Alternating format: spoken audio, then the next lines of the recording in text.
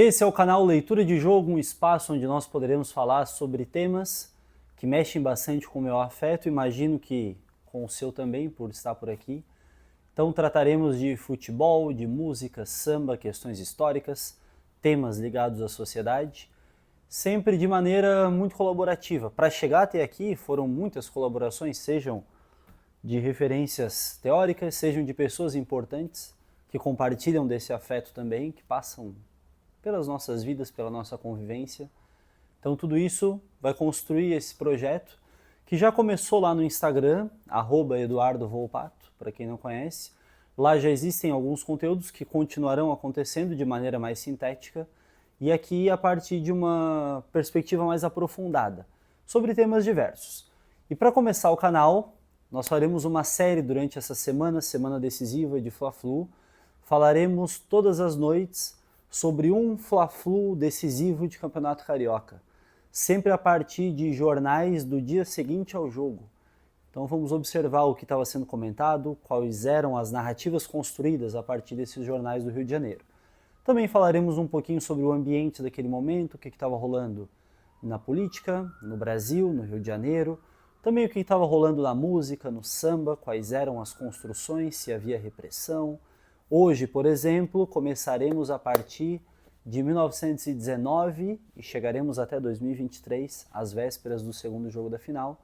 Espero que gostem, compartilhem, curtam já o vídeo também para chegar a mais pessoas que têm esse mesmo afeto pelo futebol, Fluminense, arquibancada, música que nós temos. Conto com a participação de vocês, deixem nos comentários ideias para nós construirmos um ambiente bem legal por aqui ou no meu Instagram. E vamos ao primeiro vídeo.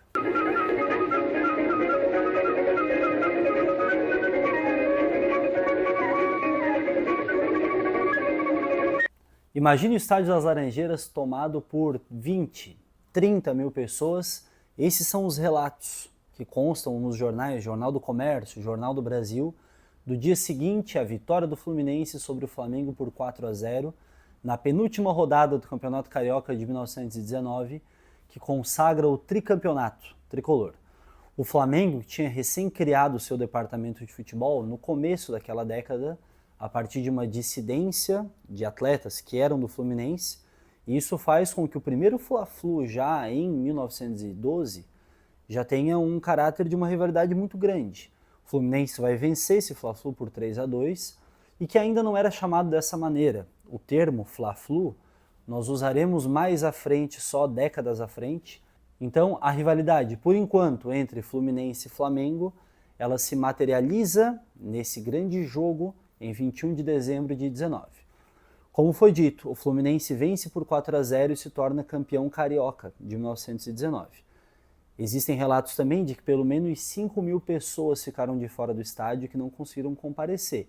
Mas entre elas, quem estava lá na tribuna de honra do Estádio das Laranjeiras era o recém-possado presidente do Brasil, Epitácio Pessoa, que já entende como havia necessidade de uso do futebol para o seu fortalecimento político. Epitácio Pessoa, que assumiu a presidência num contexto muito conturbado.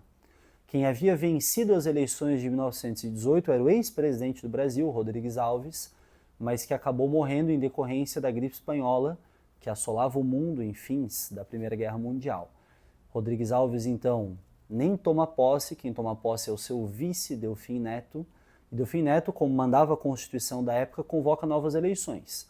Epitácio Pessoa vence essas novas eleições e assume a presidência e vai ter, de fato, um governo muito conturbado. A revolta do Forte de Copacabana, a Semana de Arte Moderna, essa contestação do movimento modernista vai acontecer também durante seu mandato, mas o maior destaque que nós vamos dar aqui é a um veto atribuído a Epitácio Pessoa, que é claro, ele vai negar durante todo o seu governo, depois também, a jogadores negros na seleção brasileira durante o Sul-Americano de 1921.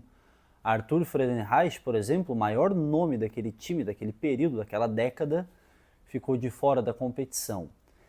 E em paralelo a isso, esse racismo do período vai se expressar na seleção brasileira, mas também em outras expressões, em outras manifestações da cultura afro-brasileira. O samba era bastante reprimido, As religiosidades de matriz africana também, a gente percebe que a partir da lei de vadiagem, aqueles que não tivessem um trabalho, que não tivessem um emprego, poderiam ser condenados até à prisão, e as manifestações culturais também eram bastante reprimidas. E é nesse contexto que o presidente do Fluminense, Arnaldo Guinle, aparece como um dos grandes defensores dessa cultura brasileira e também do samba. A primeira gravação que nós temos, oficialmente noticiada, de samba no Brasil, é pelo telefone, de Donga. É claro que a gente sabe que houveram gravações anteriores a essa, de menor qualidade, e que essa gravação nem foi exclusivamente do Donga. Na verdade, foi de uma construção coletiva, de vários outros artistas que participaram da formação dessa música. No entanto, o grupo do qual o Donga fazia parte, os 8 Batutas, que fazia parte também Pixinguinha, foi patrocinado, foi levado até Paris, por exemplo, a Buenos Aires também, Paris em 1922, por Arnaldo Guinle, que era presidente do Fluminense, um dos grandes símbolos da época de incentivo à cultura brasileira e ao samba em especial.